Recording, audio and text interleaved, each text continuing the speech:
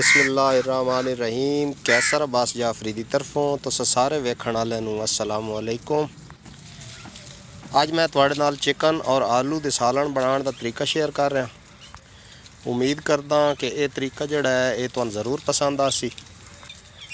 इस वास्ते किहड़ी चीज़ चाहिए और कितनी एक मिकदार चाहिए ये तुहानूं दस दियां। अगर मेरे चैनल ते तुसीं नवे हो तो मेरे चैनल नूं सबसक्राइब कर छोड़ो। बिस्मिल्लाह कर दें। उस वास्ते 1.5 किलो साढ़े कोल चिकन है। चिकन ज़्यादा साढ़े कोल बोनलैस है। 1 किलो साढ़े कोल आलू ने। उस तो इलावा 200 ग्राम साढ़े कोल दही है। लहसुन अदरक है। गोश्त जदों ही बनाओ लहसुन अदरक की कंजूसी ना की करो, थोड़ा जिहा ज़्यादा मिकदार हो जाए। 4 साढ़े कोल टमाटर ने, 10-12 हरी मिर्चां ने, आधा किलो इस दे विच असीं प्याज सट रहे हैं। हुण असीं प्याज टमाटर लहसुन अदरक हरी मिर्च इन्हां दी कटाई कर लैना। माशाअल्लाह इन्हां सारियां चीज़ां नूं असां बड़े अच्छे तरीके नाल धोता है, पानी नाल धो के वेखो बिल्कुल साफ़ कर लिया इन्हां नूं। चिकन का पानी भी निचोड़ लिया धो के। इन्हां चीज़ां नूं अच्छी तरह धो लिया। हुण इन्हां दी कटाई कर लैना।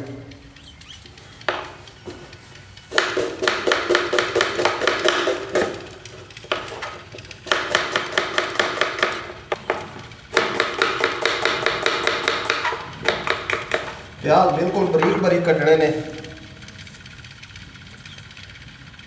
ए देख सकते हो कितने बरीक कटते हैं।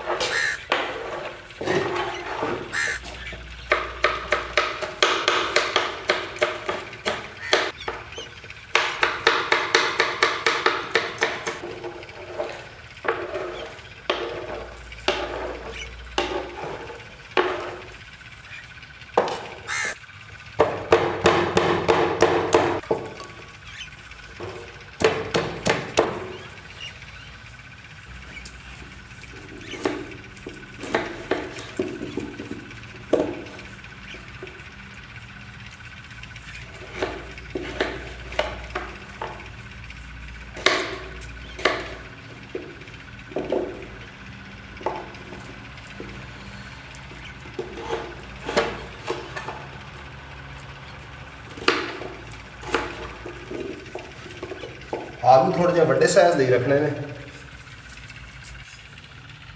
कटाई माशाअल्लाह से मुकम्मल कर ली। लहसुन अदरक का पेस्ट भी बना लिया। हुण बनाने का तरीका तुहाडे नाल शेयर करदे हां। शुरू करदे हां। बिस्मिल्लाह करदे हां जी। सब तो पहले पतीले के अंदर असीं आधा किलो घी शामिल कर रहे हैं। 1.5 किलो चिकन है, 1 किलो आलू ने, इस दे विच आधा किलो घी। हुण इस घी के अंदर चंद खड़े मसाले ने, वड्डी इलाची है, लौंग ने, तेज़पत्ता है, ये भी सट रहे हैं। खड़े मसाले खुशबू वास्ते। नाल ही इस जेड़े प्याज कटाई कीते ने ये सट रहे हैं। इत्थे हुण प्याज फ्राई कर लेने। माशाअल्लाह प्याज फ्राई हो गए ने। इन्होंने सुनहरी मायल करना है, ज़्यादा इन्होंने फ्राई नहीं करना ताकि सालन का रंग जोड़ा है वो बेहतरीन हो। इस दे विच हुण जा रहा लहसुन अदरक का पेस्ट।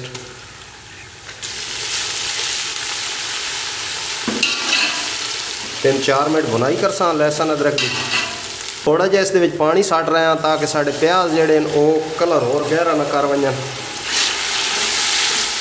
लहसुन अदरक की बुनाई हो गई, 3 तो 4 मिनट हो गए ने।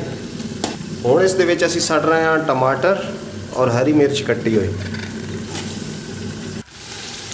टमाटर शामिल करने तो बाद नाल ही दुध सट रहे हैं, तकरीबन आधा 1 कप है। दुध सट्टन नाल ये होंदा है कि मसाले का कलर बड़ा ज़बरदस्त हो जाता है। और उसके अलावा प्याज टमाटर ये सारे जोड़े ने बिल्कुल आसानी नाल हिकजान हो गए हैं। मेन चीज़ आती है बुनाई। ਸਾਲਣ ਦੀ ਮੇਨ ਚ ਬੁਨਾਈ ਆਉਂਦੀ, ਜਿਤਨੀ ਤੁਸੀਂ ਮਸਾਲੇ ਦੀ ਬੁਨਾਈ ਅੱਛੀ ਕਰੇ ਸੋ ਉਸ ਤੋਂ ਇਲਾਵਾ ਚਿਕਨ ਸ਼ਾਮਿਲ ਕਰਨ ਤੋਂ ਬਾਅਦ ਬੁਨਾਈ ਕਰ ਸੋ ਮਾਸ਼ਾਅੱਲਾ ਤੁਹਾਡਾ ਸਾਲਣ ਬੜਾ ਜ਼ਬਰਦਸਤ ਬਣ ਸੀ। ਟਮਾਟਰ ਮਾਸ਼ਾਅੱਲਾ ਕਾਫੀ ਹੱਦ ਤੱਕ ਗਲ ਗਏ ਨੇ। ਹੁਣ ਸਾਡੇ ਕੋਲ ਦੂਸਰੇ ਮਸਾਲੇ ਨੇ। ਸਾਡੇ ਕੋਲ 1.5 ਕਿਲੋ ਚਿਕਨ ਹੈ ਔਰ 1 ਕਿਲੋ ਆਲੂ ਨੇ। ਤਕਰੀਬਨ 2 ਤੋਂ 2.5 ਚਮਚ ਨਮਕ ਲੱਗ ਸੀ ਇਸ ਦੇ ਵਿੱਚ। ਅਸਾਂ 2 ਚਮਚ ਭਰ ਕੇ ਨਮਕ ਲਿਆ, 1.5 ਚਮਚ ਗਰਮ ਮਸਾਲਾ ਹੈ, 1 ਚਮਚ ਕਾਲੀ ਮਿਰਚ ਹੈ, 1.5 ਚਮਚ ਹੀ ਲਾਲ ਮਿਰਚ ਹੈ, ਧਨੀਆ ਹੈ ਸਾਡੇ ਕੋਲ ਸਾਬਤ ਥੋੜਾ ਜਿਹਾ ਕੁੱਟਿਆ ਹੈ ਇਸਨੂੰ, 1 ਚਮਚ ਹੀ ਸਾਡੇ ਕੋਲ ਹਲਦੀ ਹੈ। ਇਹ ਹੁਣ ਇਸ ਦੇ ਵਿੱਚ ਸੱਟ ਰਹੇ ਹਾਂ। ਗਰਮ ਮਸਾਲਾ ਸਾਡੇ ਕੋਲ ਬਾਜ਼ਾਰੀ ਨਹੀਂ ਹੈ, ਅਸਾਂ ਇਹ ਆਪ ਮਸਾਲਾ ਲੈ ਕੇ ਤੇ ਇਸ ਨੂੰ ਪਿਸਵਾਇਆ ਹੈ। बड़ा ज़बरदस्त मसाला है साढ़े कोल गरम मसाला, क्योंकि इस दे विच असां सारियां चीज़ां सटियां, जैफल, जलवतरी, दालचीनी, लौंग, सारा कुछ मसाले असां इस दे विच खुद बनवाया है। 4 तो 5 मिनट उन्हें बुनाई करसां। मसाला माशाअल्लाह साढ़ा तैयार हो गया है। ए वेख लो बिल्कुल टमाटर प्याज सारे हल हो गए ने, एक जान हो गए ने। जाफरी दी एक होर गल नोट कर लियो भाई, अगर तुहाडे प्याज और टमाटर हल नहीं हो रहा तो तुसी बुनाई तो बाद इत्थे खुला पानी ला लेना। पानी ज़्यादा इस दे विच सट देना, क्योंकि उस दे विच ये हुंदा है कि भाई गल वैसन, लेकिन वो जिहड़ा पानी तुसी सटे सो उस दे विच वत उस पानी नूं खुशक ही करना है। खुशक करके थोड़ी जी उसकी बुनाई कर सो, इंशाअल्लाह तुहाडा मसाला बिल्कुल सारा हल हो वैसी, एक जान हो वैसी। ए वेख लो अच्छे तरीके नाल मसाले की बुनाई कीती करो, इंशाअल्लाह सालन का टेस्ट बड़ा मज़ेदार बने। हुण नंबर आ गया जी चिकन का।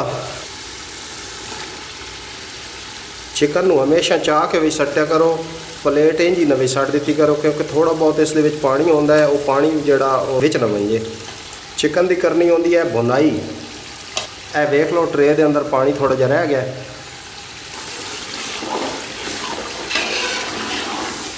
इत्थे हुण कमो बेश 10 मिनट बुनाई करते हैं इसकी। 10 मिनट हो गए बुनाई करते हैं। हुण इस दे विच सट रहे हैं दही। 200 ग्राम दही है साढ़े को। नाल ही इस दे विच सट दे सां असीं आलू। इत्थे हुण 10 मिनट होर मसाले दे अंदर आलूआं दी भी बुनाई करसां, चिकन दी भी मज़ीद बुनाई हो वैसी। आलू शामिल कीते तकरीबन 10 मिनट हो गए। हुण नंबर आ गया जी पानी का। असीं इस दे विच 1.5 लीटर पानी सट रहे हैं। हुण एक दफ़ा इसनूं ढक देने ताकि साढ़े आलू गल वंजन। पानी शामिल करन तो बाद जो ढक के रखा है 15 मिनट तो बाद अस चेक किया है। आलू चेक करते हैं गल गया है या नहीं। माशाअल्लाह आलू साढ़ा गल गया है। आखिरी स्टैप इस दे उत्ते थोड़ा जिहा गरम मसाला और जीरा कुट्टे होया ये इस दे उत्ते थोड़ा जिहा सट देना। ये बड़ी खुशबू आती है इस नाल। थोड़ा सारा हरा धनिया। ये सट्टण तो बाद दम वाली आग ते तकरीबन 2-1 मिनट इसनूं रखना। 2 मिनट हो गए। इसकी फाइनल लुक है। माशाअल्लाह वेख लो कितना ज़बरदस्त साड़ा आलू और चिकन का सालन बन के तैयार होया है। एक प्लेट के अंदर तुहानूं चेक कराने।